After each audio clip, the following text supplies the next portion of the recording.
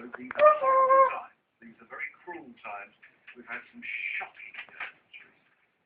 But it's just something that seems to happen with deal. We go through these periods where we do have a bad game after another, and then all of a sudden it changes.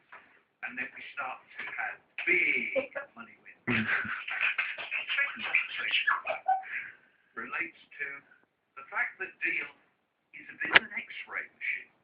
It can look right inside you, the player. There was a moment in Carl's game yesterday, Carl, who had been in the West Wing, where when it was all going wrong, this very positive Welshman said he once had the tea leaves read by a psychic who said, Carl, you'll never be a wealthy man. I thought that was very telling because it was Noel on telly. self-fulfilling prophecy. Nobody has the monopoly The Noel. on bad luck. The Noel on telly. Come here with that attitude. Lecture over. Let's choose someone who's going to turn everything around.